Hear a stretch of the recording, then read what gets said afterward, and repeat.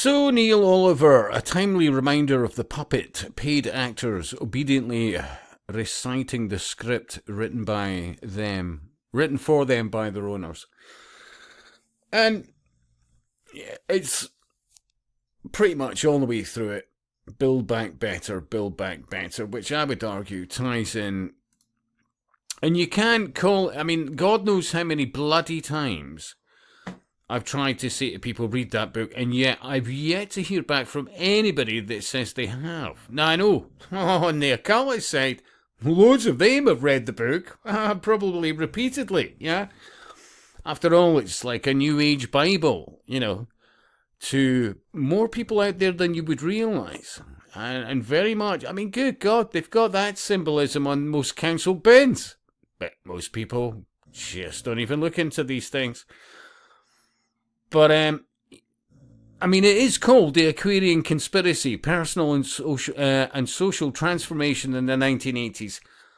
And I'm just going to title this vid, Personal and Social Transformation in the 1980s, because you can still find it goes to that bloody book. I think when I mentioned the Aquarian Conspiracy, it's like this mental slide in most people's mind. Oh, fuck it, what am I reading that for? Blah, blah, blah, it's all a conspiracy. Honestly, what's written in that book is pretty much the mindset and most of what you're dealing with in the councils, you know, all those Zumba fans and so many. I mean, you've got to get this influx of the very gullible to make this bloody happen, you know. This spiritual transformation. We need a reset, yeah? We need a new world order. That's what they quite literally say in this, yeah? And I had to pause there for a second. I'd gone on in this vid to say that Atlas Shrugged is another book you absolutely need to read from 1957. But even as I mean, it's the first time I've looked at the wiki page for that, and honestly, no matter what they're saying in here, it really is a book you have to read yourselves. But thinking about things like Agenda 21, just that on the surface it makes no sense that Western elites and all the rest of it would quite literally systematically carve out their own countries to the point of collapse, yeah? And in this book, although the storyline is slightly different, when you look at that bigger picture, I would argue the objectives are the same. You know, it really is about a purging, yeah?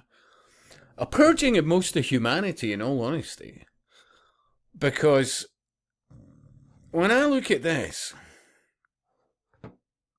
under fair use, let me play you some of this. Let's see if it's okay on that one. Let's play some of this. It's a very pertinent question to ask, how do we build back better? To build back better or whatever. We have a chance to reset the clock and build back better than before. To build back better than before. Remember the terrible damage of COVID as we try to build back from this global pandemic. Joe Biden calls it build back better. Build back better. Building back better. To do things differently. To build back better. We're going to build it back better. And build it back better. My plan to build back better. Start taking all the problems that have been created in education and mental health and start to build. Remember, ultimately, these people have created the mental health problems based on their very actions especially over the last few decades. There's no two doubts about it. Listen, I'm acutely aware potentiality of copyright, so I'll leave you a link to that. But really, I mean, there's many other books I would absolutely recommend. But if you want to truly get a grasp of, at least in part, with some of the ideology, two books I recommend that you read is The Aquarian Conspiracy. I mean, even UNESCO have a link to it. Come on, but then it's part of what the UN's about. Seriously, you really need to look into the background of an individual called Marilyn Ferguson. But,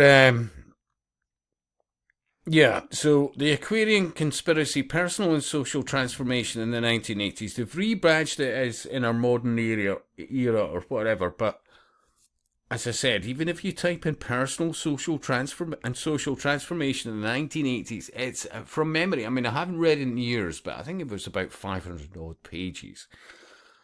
And I actually found the book